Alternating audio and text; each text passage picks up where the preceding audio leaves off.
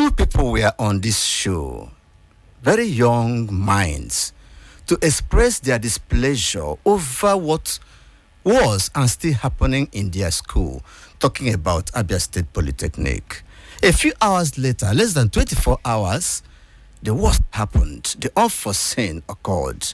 We woke up to the news that the accreditation of Abia State Polytechnic had been withdrawn by the National Board for Technical Education, NBTE. This issue has been generating ripples and controversy across the state. Some people say that the government of Abia State has not been living up to its responsibilities to the Polytechnic. For instance, they mentioned that the allocation of the subvention being given to the Polytechnic previously was 90 million naira, and that the governor reduced it to 50 million naira. They also went further to say that the last time the Polytechnic got their subvention was in January this year, and since then hasn't got another one. And the government says it is not right, it is not the true position of things. Well, today we are going to hear government's own side of that particular story.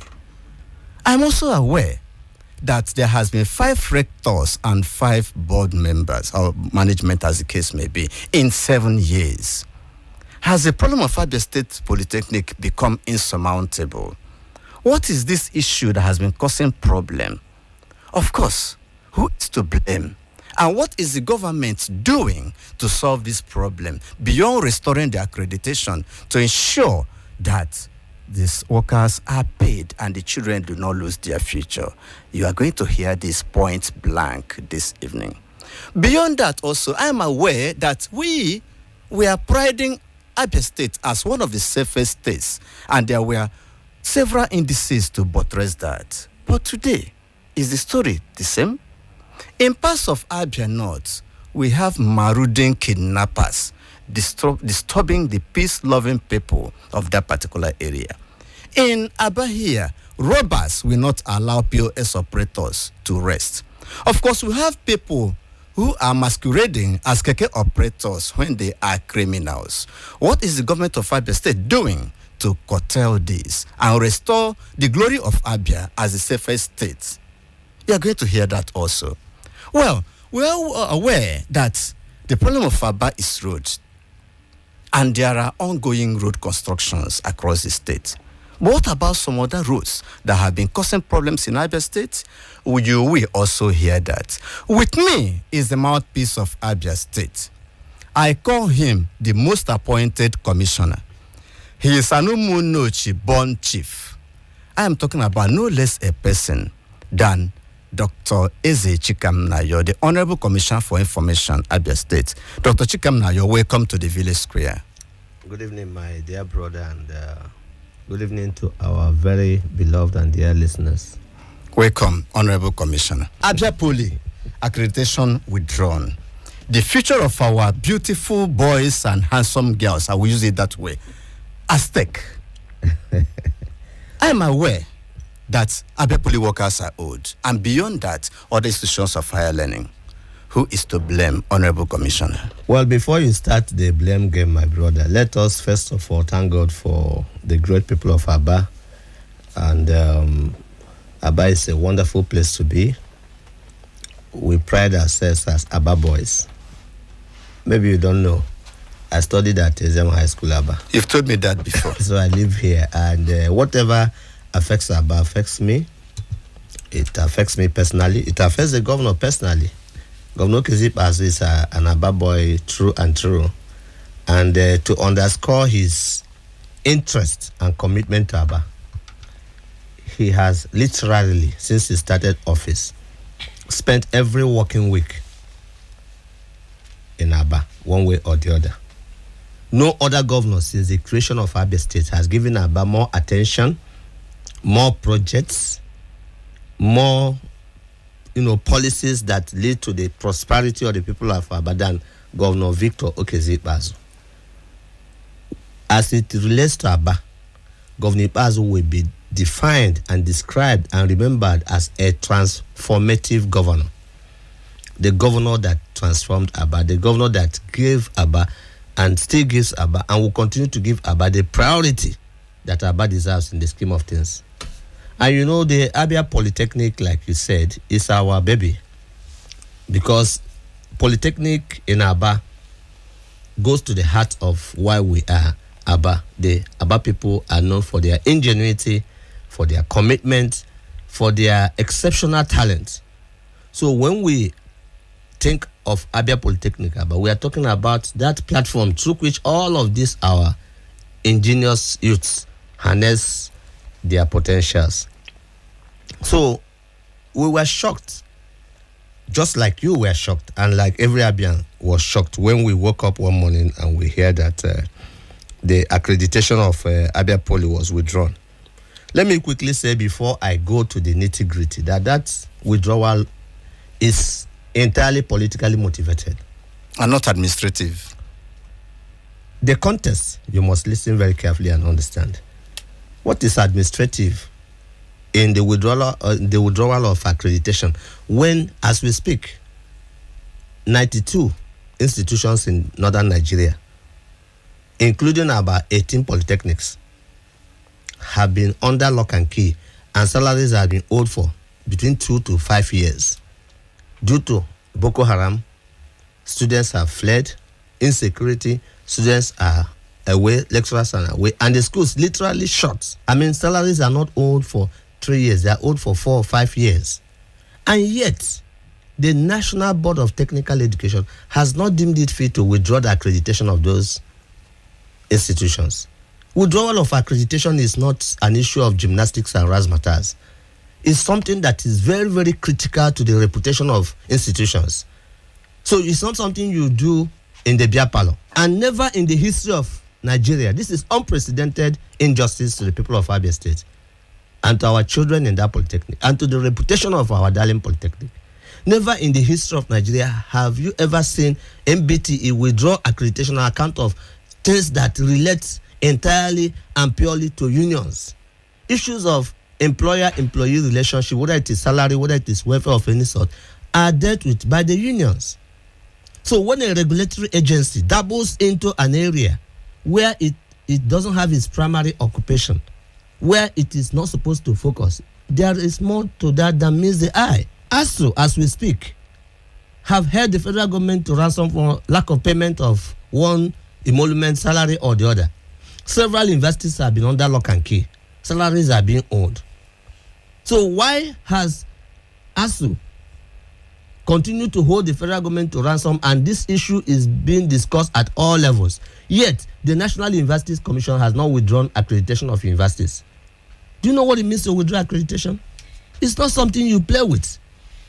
It's not something you trifle with. And we are angry. We are very shocked as government that some Abians, instead of looking at this grievous injustice done to our people, are busy pandering to political whims and caprices and sentiments. We should know when to play politics, and we should know when to rise up for our rights as patriots of Abia State. This is beyond issues where, you rejoice, because some people just want to make Ibazu the fall guy. And in this election season, a lot of people want to have one bad news or the other to run around with. But that is not the issue here.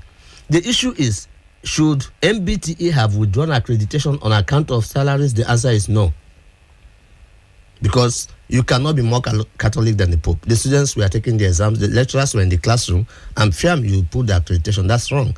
But beyond that, having addressed that, I want you to understand that there are two issues to this. One is the question you advance. The issue for determination is, has Abia State Government discharged its obligations to Abia Poly? Yes. As it should. And as a when due. That's number one question. Number two is, has Abia Polytechnic Board and Management managed the resources made available to them by government in a manner that is optimum? These are the two issues for determination. The first issue is that Abia State Government, between 2015, when Governor Bazu took office, and today as we speak, which is about 78 months, Abia State Government has taken into that polytechnic your money, my money, the money of every person listening to me today, Abia taxpayers' money. Over 4 million Abians, our money, 7.1 billion and above has been sunk into Abia Poly in the last 7 years, directly from government coffers. 7 billion 147 million and above is what has moved from our money, our collective patrimony, into Abia Poly in the last 78 months, which is about 7 years. Like you read out when you are starting, the legal obligation of Abia State Government, the state government, strictly speaking, is 50 million every month. The 50 million every month? Yes, and the legal obligation of local governments is 40 million making it every 90. month, making it 90 million. That is the law. I can read the law to you. I have the book here. That's the law setting up the Polytechnic. So the state gives them 50 million. Local governments contribute 40 million. Then other sources of revenue include school fees. Are you aware that school fees collected in Abia Poly does not go into the account of the state? It goes directly into their private account as a polytechnic. Caution fees goes to their account. All other internally generated revenue goes to their account. What this implies is that aside the 90 million which government is supposed to give them from the 2 tiers of government, state and local, they still have other sources of revenue like school fees and the rest.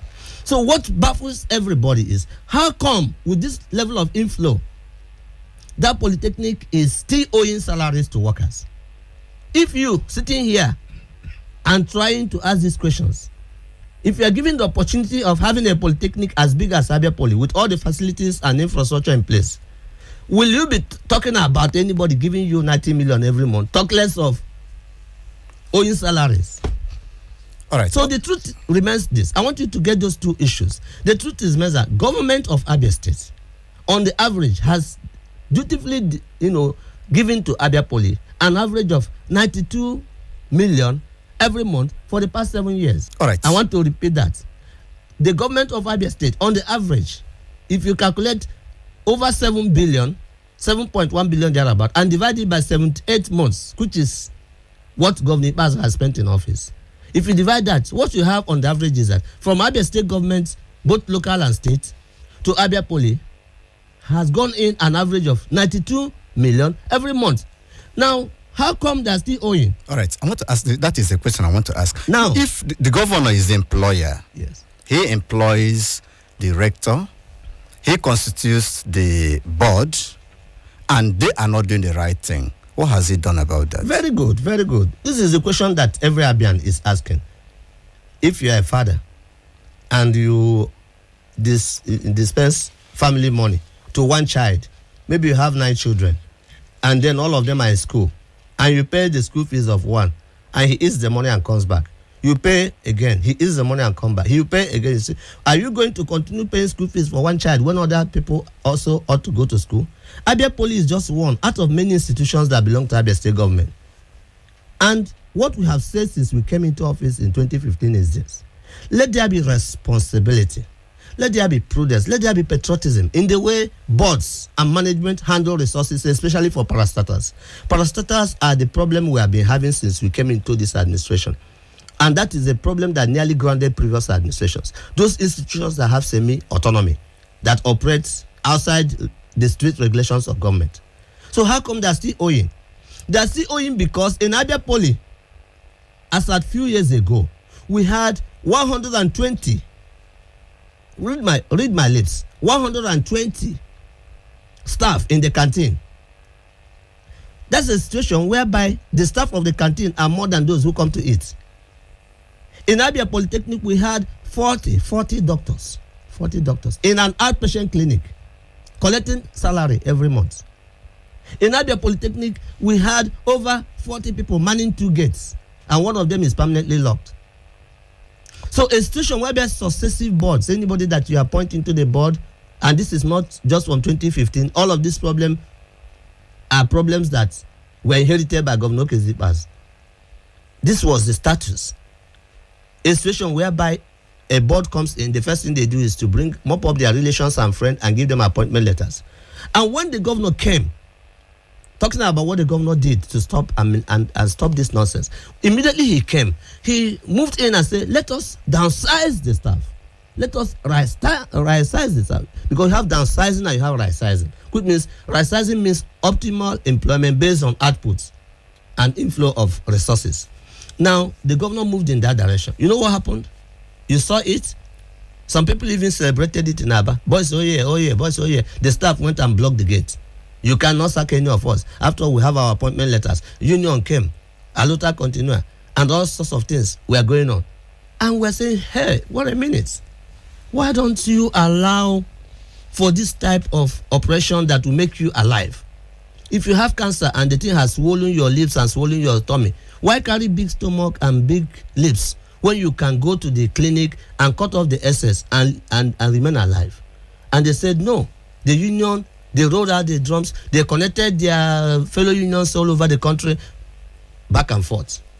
And they refused to allow the staff to go down.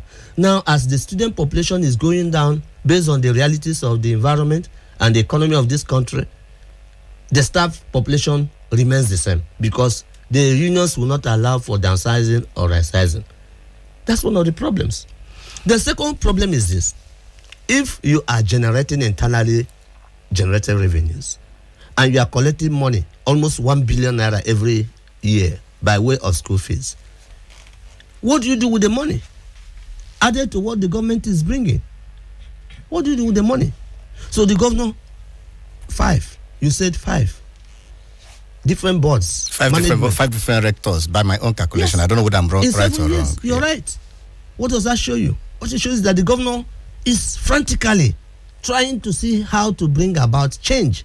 And each rector you bring in there is asphyxiated, is disenabled by the same forces of you cannot do this, it's against labor law. You cannot do this, it's against this law. Why are you being legalistic when the institution is dying? If you have in this your radio station a capacity of 30 people, and you have a scenario whereby somebody brings in 100 people here, even this studio will be suffocated.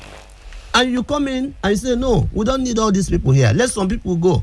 If it is a private institution, that is very easy to do. But if it's a public institution, it becomes a major problem. Yeah, beyond Abiapoly, School of Health, absolutes has had its accreditation also withdrawn.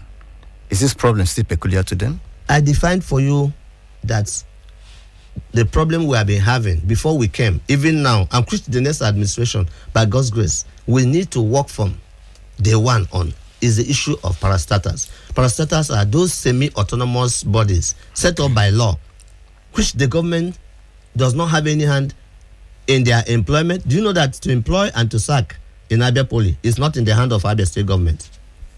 Are you aware of that? I'm aware of that. To employ and to sack in absolute is not in the hand of Abia State Government. What it means is that one individual moves in there, gets all his friends who are doctors, puts them on the payroll, promote themselves, and they keep absolute as a ceremonial workplace and opens private clinic all over Aba. Patients are referred from the public clinic to their private clinic, charge exorbitant fees. At the end of the month, they request and demand and insist on emoluments. Some even promote themselves 2-3 steps ahead. You see, let me tell you something. It's easy to wake up in the morning and make governor or government scapegoat. But whatever any man sows, he will reap. This life we're living is garbage in, garbage out. So if you are an Abian listening to me this evening, and you are entrusted with a government agency or parastatal, and you think you can enrich yourself, and those working with you, instead of them to raise alarm, they begin to enjoy that corruption and that process. When the cookie crumbles, everybody will bear the consequences. In 2015, when Dr. Ibazo became the governor, there was a panel headed by one Professor Obunnaya. And that panel indicted several people, one of whom is working with the governor up to today. Do you have a copy of the panel? Why I can source it? Why you cannot source it? You are speaking on rumor hearsay. And as a lawyer, I don't go to court with a Was there a panel or not? You said there was a panel. And you said there was a report. Next time you want to ask me questions of this nature, as a seasoned investigative journalist, come with a panel report. Then I can answer you. I am telling you here and now that beyond rumor and hearsay and all this hullabaloo, the problem of Abiapoly is self-inflicted. That's why we're going in the same. We're going in the same direction. And if these problems are self-inflicted, and I said that government, just let me give you an instance. If you listen to Channels Television about 2 or 3 days ago when they were discussing this ASU, intractable situation with the federal government, you discover that if I sit down and fix a salary for myself, and you sit down and fix for yourself, and we are in a big party saying government will pay. Government is not an omnibus. Government is you and I. Government is that man paying the tax from Ariel. Government is that woman paying, and working as from morning till evening. When you have majority of over 4 million Abians working day and night, and you have a tiny minority who have gotten into the public service either by hook or by crook, thinking that the whole resources of this state will be devoted to them when they contribute nothing to our common good. Something must give sometime, and that is what has happened. So don't you think that different rectors and management have been mismanaging the resources of Abiapoly? A lot of people, because no one has been punished or held accountable. I was going to a report that some people were indicted. They did whatever thing they did before Eze became the governor of Abia State. And there was a report indicting some people. My question is, why have they not been punished? And don't you think that it is because no one has been punished that this problem has continued up till today? The punishment has to be of different levels. The governor is the visitor of a school, and Abiapoly, the chief employer. And the chief employer. But he has his limits under the law. I want us to have another session of this where I bring out the law setting up Abiapoly, and you see the level of autonomy they enjoy. The governor cannot hire and fire in that place. The governor can only dissolve the boards and put in a new board and insist that the right things must be done. If these things we are talking about in Abiapoly is happening in Ministry of Information or Ministry of Health or Ministry of Works, each time I come to radio, I ask Abians, is there any of your children, any of your wives or husband working in Ministry of Health, Information, Agriculture that is being owed salary? In the whole of Abia State, nobody is owed 1 kobo that is working directly under Abia State government employment. Not one person. And I repeat, in the whole of this state, no human being is being owed 1 kobo that is working directly in the Abia State employment. All this issue of you are owing us this, you are owing us that, are for people who ordinarily should work, pay themselves, and put revenue back to government. Now, when you are talking about subvention of 90 million or subvention of 50 million, you're talking about, in Igbo language, you call it ego mponyaka, an assistance that is supposed to come from government. When somebody who is supposed to generate his own revenue of 80% depends on the subvention of about 20% for survival, something is wrong somewhere. Now, coming to your question about punishment as a deterrent to further decadence. Now, if you look at the limits of the governor, dissolve the board. When you dissolve the board and management, employ new people. But the issue of taking these people up is still enshrined in the same law, must be originated from the Polytechnic itself. And not from the government. Not from the government. That's why I said they are self-regulating, self-employing, and all of these intractable things. I was talking with the Commissioner for Education the other day, and I said, why don't we find a way to go back to the House of Assembly so that some aspect of these laws governing prosecutors will be amended? Do you know in my Ministry of Information, I have the Broadcasting Corporation of Abia State. When I entered as Commissioner for Information the first time, I went to BCA and I discovered that I had under me in one radio station 400 staff. 400. BCA 400 staff. And I said, what the heck? What are 400 people doing here? At every point in time, at the time, that was between 2010 and 2015. At every point in time, we had about 60 people on leave who are collecting salary every month. How many people do you have in this radio station? How many people do you have in Magic FM? How many people do you have in Flare FM? An average radio station in Abia State does not have more than 20 staff. And they are functioning and making profit. Any day you don't make profit here, we kick your ass out. But if I, as Commissioner for Information, goes to BCA and say, hey, DG, come, sit down, everybody sit down. This place is overstaffed. I want to reduce it to 50. If you see the type of name, there's no type of name I have not been called in Abia State. But the new ones they will manufacture and call me, you will be wondering whether I'm seeing your friend. The Honorable Commissioner. The issue is you must know the limits. You must know the limitation of government. You must know how sad we are you must know how sensitive this matter is. You must know how we feel as government, that we are being harassed and being, accused and abused in a scenario where our powers to effect change is limited by the enabling laws setting up these organizations. All right, solution to the problem. What is the government doing? Proactive measures being taken to solve this problem, not just restoring the accreditation, but solving the problem of non-payment. Restoring the accreditation first, because the governor is a caring governor. He's a father. He has children. He wants all of our boys and girls back to school. So for now, when you want to cure any ailment that has to do with the eyes, you remove pepper by the side. We don't want to take it all of them at once. We want, our focus now is how do we immediately restore accreditation.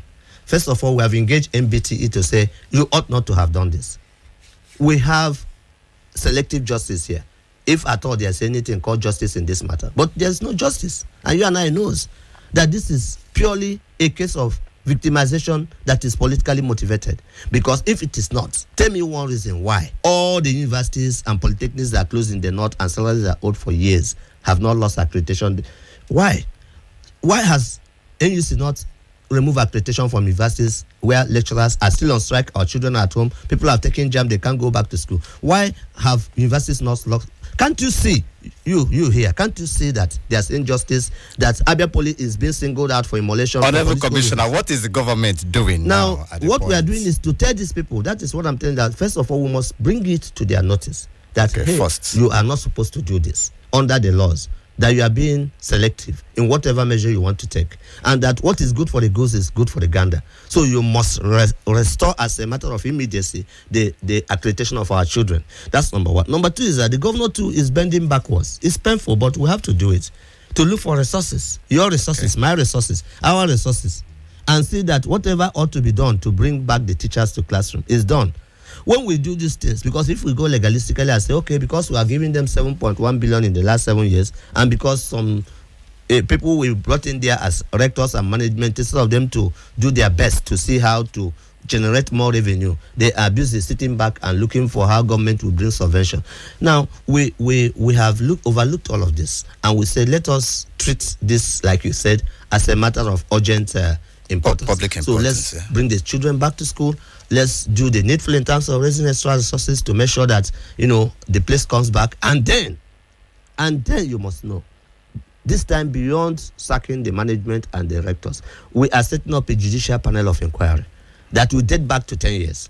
Okay. And we're going to bring every individual, every group, whoever is involved in this embarrassment must be made to pay this time around. So how soon will the lecturers and students heave a sigh of relief? Very soon. Our own target is less than 1 month. Our own target is less than 1 week. We want it even yesterday, not today. So nobody is sleeping. The SSG is there interfacing with NBTE. Professor Mboji is also heading another committee.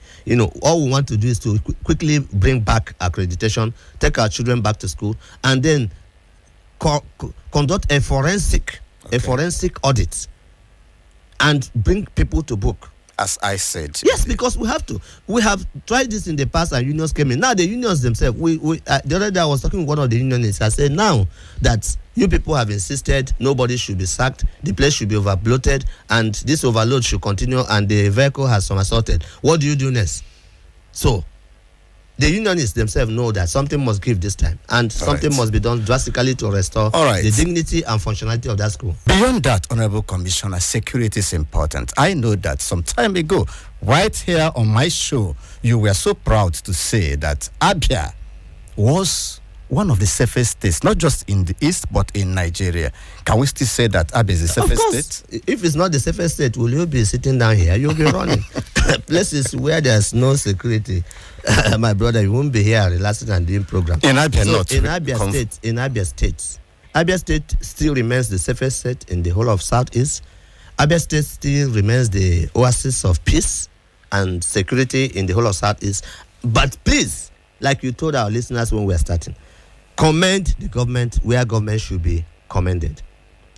At Address Hotel last January, Abians in diaspora from all over the world came and they did their homecoming for the first time in 15 years.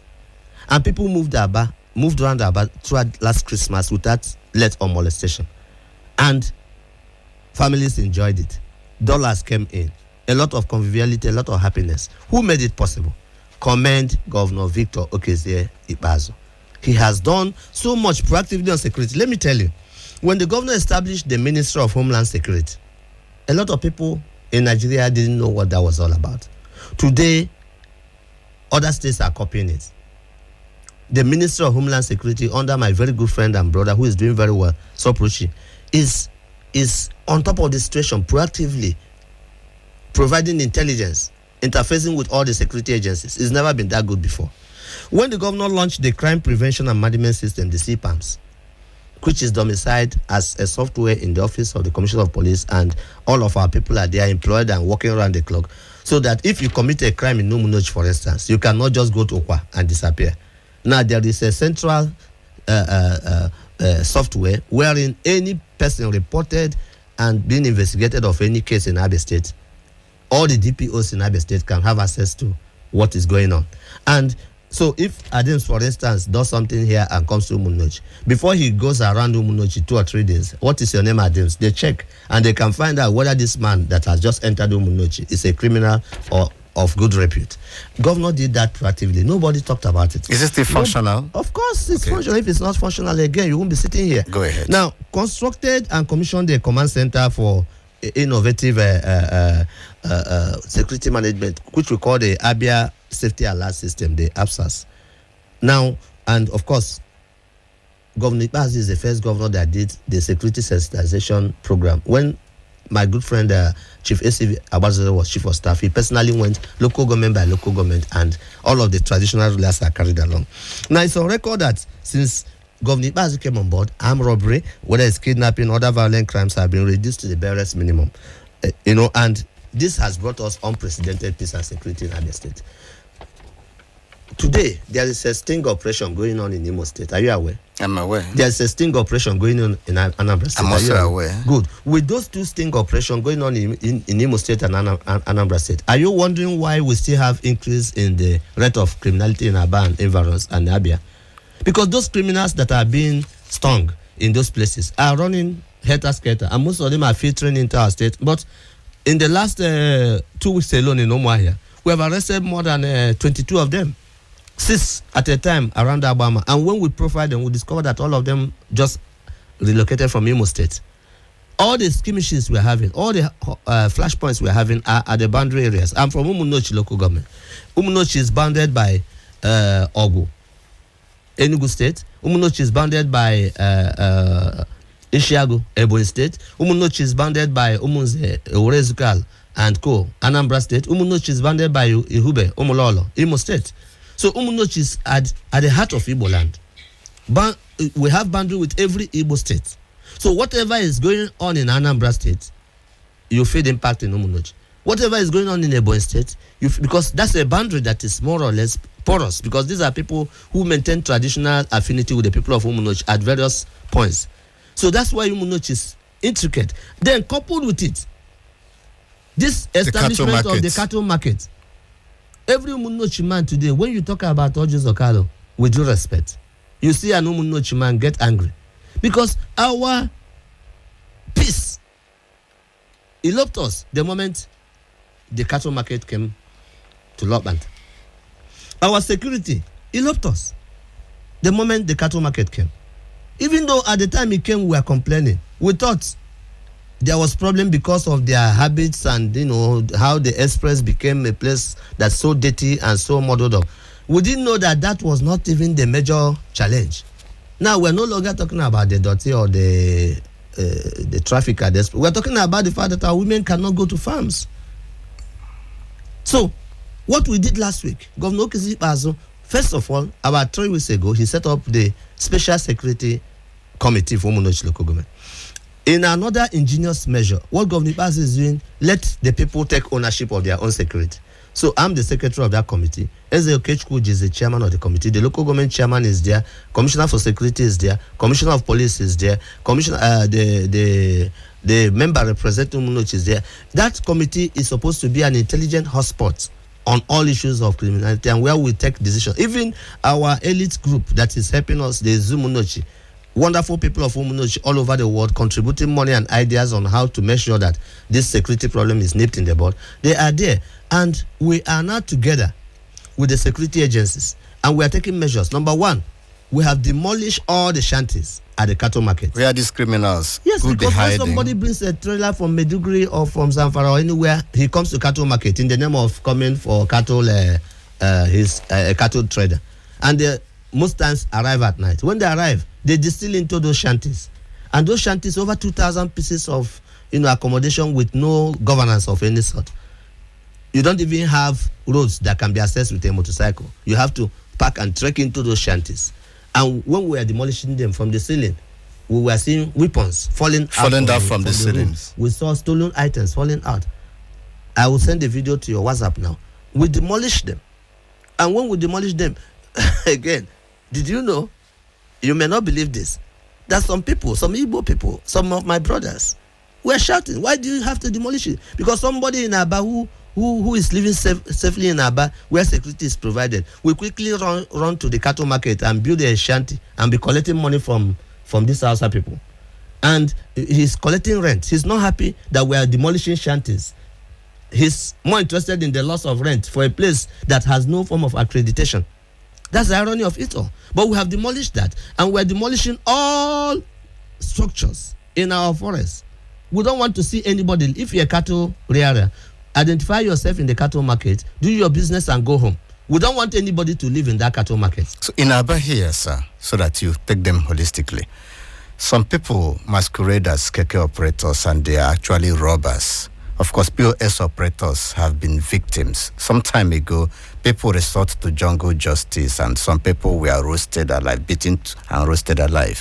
What is the government doing to checkmate what these keke riders are doing? Thank you very much. And I want you to be with me on this program next time when you see what we have done. And some people will come out, just like I told you when we are demolishing this shanty. Some people say, oh, you are destroying our source of livelihood. Source of livelihood, you build a shanty and then you give it to criminals and people are dying, people are being kidnapped. And you are sitting down in your house answering landlord of a shanty that provides cover for criminals. Now, when these keke people now, who have among themselves criminals masquerading as transporters, when they refuse to do something internally, I spoke to St. Moses the other day, and I've spoken to a couple of their people and say, check yourself. It's either you ship up or you ship out. Check yourself. Do your internal audit. Because when we come down, nobody should say, oh, government doesn't want people to earn their living. There should be a self-regulatory mechanism whereby, as patriots of Abia, we should sometimes help the government to help us. Why would somebody be doing POS and somebody comes with gun and kill and maim and collects all of the resources of a young... There's one that's so pathetic of a young girl somewhere here that was murdered in cold blood. And how can you imagine that? How can any government allow that? So we are proactive about it. We are taking them out one after the other. We are taking them out for investigation, and a lot of successes have been made. Of course, security issues, I can't come here and give all the details. But I can assure you that when the motorcycle operators, the Okada riders, became ubiquitous, something gave. Are they still here today? No. The keke riders in Aba and Umuahia must realize that in some cities in Nigeria, keke is no longer allowed. That is true. Taxis, Uber drivers are the order of the day.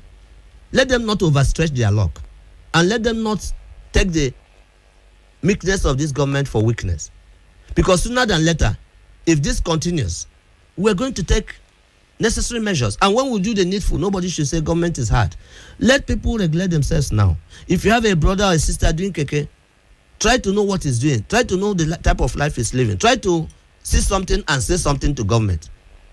Otherwise, if all the measures we have taken so far and the proactive measures we have put in place is not working, definitely we are going to restore sanity to our urban area. And that may include the relegation of keke operation to rural areas, and then we'll bring back modern taxis in Aba and Umuahia. Abaman is interested in good roads and, of course, other good things of life. There are some major roads in Aba.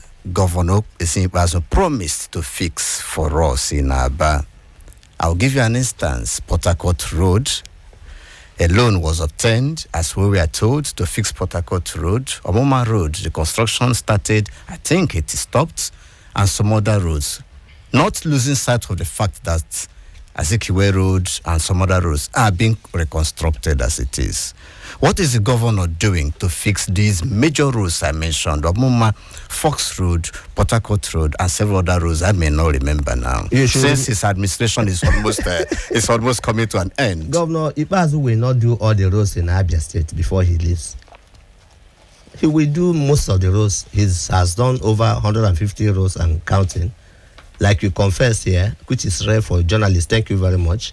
Most times, journalists feast on negative news. But thank you for recognizing that Azikiwe Road is now wearing a new look and street lights are being installed. I thought the first time I came here, you were supposed to tell me, because last time when you were busy asking me about the Osisioma interchange, we nearly quarreled here. How can you get Felanka? Oh my God. How can you? Go there now. Somebody came in from Lagos and went through Sioma and came into Aba and went out and called me personally and said, Honorable, people are not fair to Governor Kezipazo. And people are not fair to him. People were not fair to Mbakwe. But all transformative leaders like Okezipazo are only remembered when they leave office. Can you imagine the scenario of Aba before? Between Osioma Junction and Park, you spend 2-3 hours meandering through all manner of roads. Sometimes, you have no way of moving. You just have to wait through. But today, look at the lights. If you leave the studio and go to Sioma Park, you think you are somewhere in Lagos. Look at the street lights. Look at the beauty. Look at the wonderful thing that Governor Ipazu has done within his tenure. Governor Ipazu will go down in history as the first governor in Abia State to give us, whether you call it an interchange or a flyover of any sort. It has never happened. Didn't we have a governor in Ojikalo? Didn't we have TLG? How many did they build? They didn't build. So they did other things for which they are being remembered. So let people also remember Governor Kezipazo as the one who has transformed Aba to a large extent. He may not finish everything so that other governors will have things to do. But he has certainly done a lot. There's no way he can finish everything. Within the resources available to him, Governor Ipazu has done excellently well. Now, if you want to know what Governor Ipazu is doing about other roads, he is doing about Omuma Road what he has done in Abowere Road. Is Abowere Road not good now? Didn't you know the situation of Chemawafo Road, former Umojima Road before? Didn't you know the situation? Governor Ipazu has done well there. Whatever he has done in Chemawafo Road, that's what he's doing. Didn't you know Ngwa Road? Ngwa High School. All right. Around Ngwa High School before, the pond there that you used to see, by this rainy season, by this time, in the previous years, can you go to Ngwa High School?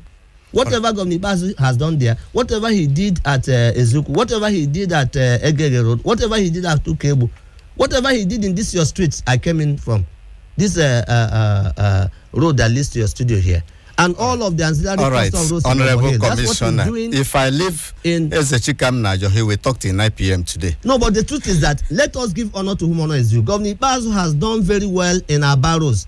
Hear me out. Everybody and anybody who say Governor Ipazu has not done well in the area of roads in Aba, is either the person is ignorant or mischievous. All right.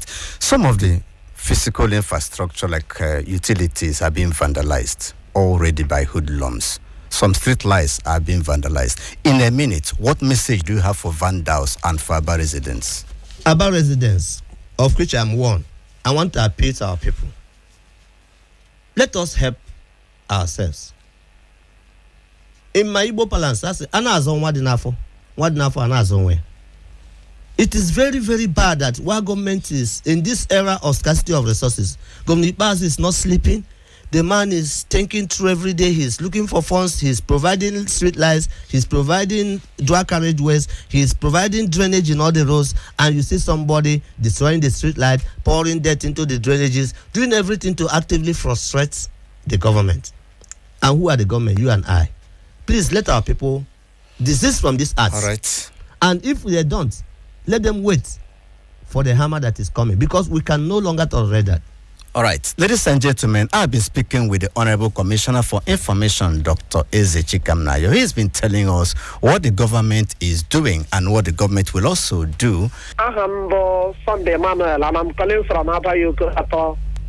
Go ahead, now, sir. I'm making the onye Eze for Toji Purani, Toji Kawachahe, our governor Mary. ene kwa na nya appreciate Chineke gozie so ndị chikwu ijukwu ugbo obe oke ke ka anyị na-ede na anị ya ndị ihe a ga-eme ke mgbasara ya ka ụzọ ebe ụzọ abaya na because galop egbuo n'ebe ahụ niile okay mba ụzọ abayokoro atọ nọ n'osisi ọma yes ọ dị mma Honorable Commissioner over to you ụzọ abayokoro atọ. Yeah, what I do when I come to programs like this is to do more of record taking than answering, because I know that the Commissioner for Works is listening. Their hands are full, but Governor Bazo, like you said before we went on break, gave a commitment that he'll be working to the last day in office.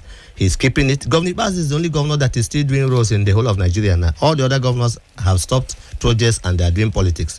But Governor Baz is working, and I will take note of that. Thank and you. I can assure you that something will More be done. calls are coming for you, Honorable Commissioner. Market Nakachi Innocent on the line. Go ahead. Being Commissioner. God bless you, sir. Let me just start from the best discussion concerning the withdrawal of accreditation.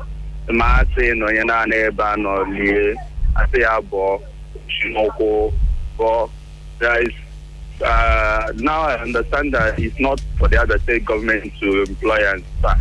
So just to make it snappy, let them do the right thing, even if it's a political motivation just to tarnish the image of this present government.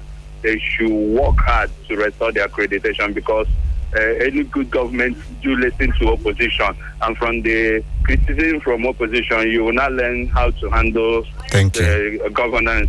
So, and coming to the destruction of the shanties in the Leru Oki site. Now, destruction of that thing will eliminate the activities of criminals that side. And the government should not look face to do what they are doing. They should be serious about it, because the criminal activity around that area is getting much. Tell me the reason why people should be erecting structures inside the bush. Thank you. And saying that anybody that lives in the bush has turned to a white animal. And for the other criminal activities, attacking POS people, but I think vacancy should be restored. Anybody caught with criminal activity, the law should take its place, because I don't see why people should invent on a criminal activity. Good evening, my name is Emmanuel. Emmanuel, go ahead. So I'm saying about the KK people. What I want to say concerning KK people, if government will take this measure, I would like it. These people that are riding KK, let there be age limit of these people that are riding KK. Because all these criminals that are happening in Aba, most of them is of the younger ages. I'm telling you what I witnessed. So let it go. Even our governor here is, let there be a age limit of this KK. If there is any other measure, let this one be put in place. Then the day I was going to Olabanta, I saw what KK is doing. He's doing fantastic. That day it happened in my eye. They are destroying those what they call it, these mushroom rooms where they used to go and do criminalities. So I love what KK is doing. Thank you. Let him carry on. Thank you very much for your contribution. Please, what I'm saying is, I'm thanking the commissioner. What I'm adding there is the work of Eze Jean on the roadside. It looks like from Ngwarodo down to Patakot Road. That place is no-go area. There is no attempt at all. So I'm expecting that the governor should look into it. All right. You have something to say, Honorable Commissioner. Thank you, brother, for your contribution. Yeah, actually, Governor Bazo has started the work at Ngwa Road. You saw the difference. The Ngwa Road, yesterday is not the one that is there now. And the one that is there now is not the one that will be there tomorrow. Because of the rains, naturally, construction everywhere in the world is affected. That's what is happening at Omuma Road and Ngwa Road. But as soon as the rains are a bit, even now, work is ongoing, but not the kind of work all of us want to see. As soon as the rains are bet, the acceleration of the work will be completely very, very tremendous. Governor Baz is not sleeping, and he wants to deliver those two projects. Now, by the way, the Abia State Children's Specialist Hospital in Umuahia is doing free services as we speak. If you're an Abian, you reside around Umuahia, you go there. That's the first children's specialist hospital in the history of the state, done by Governor Eze. And of course, the former Abia General Hospital was closed. Today, is turning into Abia Health Village. That's another legacy of Governor Kezipazo. I want our people in Aba to visit what used to be the Aba General Hospital and see what the wonders that Governor Kezipazo is delivering in that place. And if you look at Aba today, more people are earning more money in Aba. The governor of Abia State, Governor Kezipazo, is the SME governor of the year in Nigeria today, the best governor in the area of small and medium enterprises. It's because of Aba.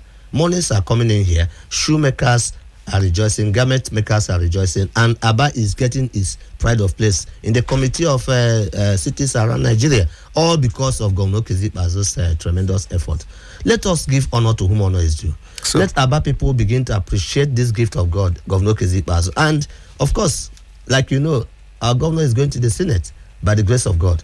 Let our people continue and support him in all ramifications so that he that wears the shoes know where it pinches. I hope you're not campaigning, Honorable Commissioner. No, I can't campaign. Campaigns are yet to come. But I'm saying that if you encourage somebody who is doing well, he will do more. So let us invest our confidence in the governor like we have always done and continue to go with him all the way, because he has vision, he has creativity, and he means well for our people. Forget about the noises of enemies. Your enemy can never mark your script and you confess. Nobody writes love letters to his enemies. So we expect the enemies to say what they want to say. But what is on the ground, the facts, the projects, they speak for themselves. And the projects are speaking that Governor has done well. Thank you, Dr. Eze Chikamnayo, Chief. I didn't remember to add that. Chief Dr. Eze Chikamnayo, the Honorable Commissioner for Information of Abia State. I am glad having you on the show. You have forgotten I'm a village head. There is no snaps there, but no problem. I'm the highness, you are the chair. So that I am. Ladies and gentlemen, thank you for being part of this show. Remain law abiding. Let's meet again on Monday. Goodbye for now.